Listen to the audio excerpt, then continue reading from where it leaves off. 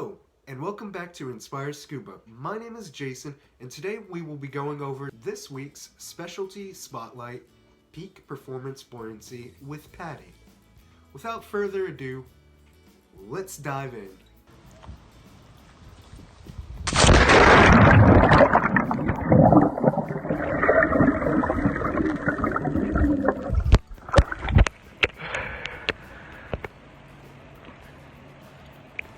Peak performance buoyancy is Padi's way of saying, hey, we're tired of diving in clouds of silt and sand, and honestly, seeing all this coral get torn up is not cool, so let's go ahead and reel things in a bit and lay a good foundation for great diving. But no, seriously, buoyancy is a skill that takes years to master and countless dives to really hone in the fine-tuning of it all. It's not something that you're going to learn in just one specialty course.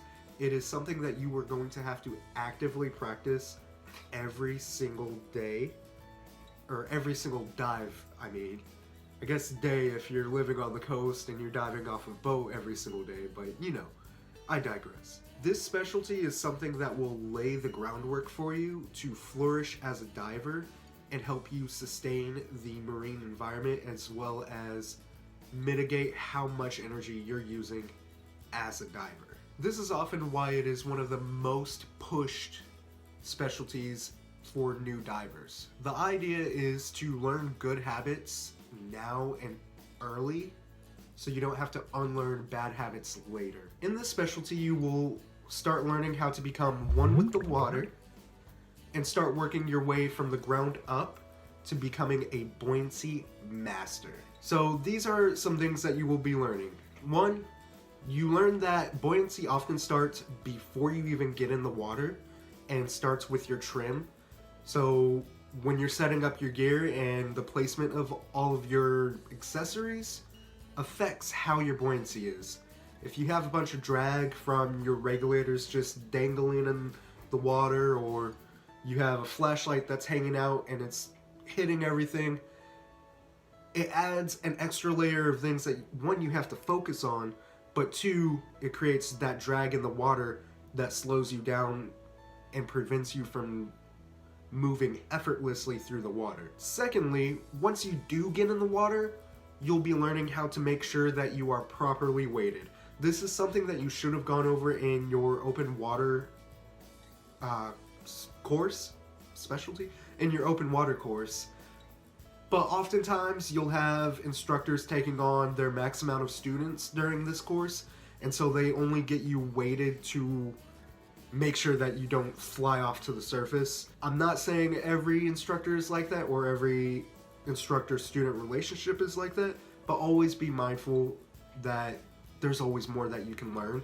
Hopefully your instructor with your peak performance buoyancy will be getting you in the water, a pool preferably, or shallow water, with little to no air in your tank to properly simulate what it's going to be like diving on a low air tank, and to make sure you're weighted for that. That way, when you're actually diving and you go to do your 3-minute safety stop, you're not underweighted and floating off to the surface or burning through air really quickly.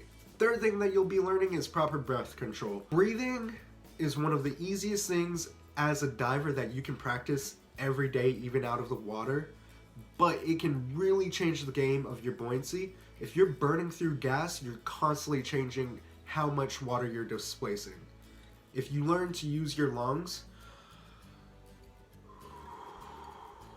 breathing with your full diaphragm in your stomach, it helps you change your buoyancy without relying on your BCD also burning through gas. So that's something that your instructor should be going through with you and giving you hints and tips on how to improve. We'll be going over a video soon on breathing techniques to help you, but that's something to look out for in your peak performance buoyancy specialty. 3, 4, number. You'll be learning how to hover.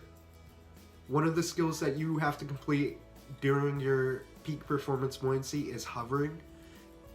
You want to be smooth like a sea turtle, bro. You know what I mean? Stay off of the jellyfish, guys. I swear it is too much, alright? Anyways, you'll be required to hover for about 30 seconds or so. Again, it goes deeply into breath control and using your lungs to displace the water rather than your BCD. So, who's this specialty good for?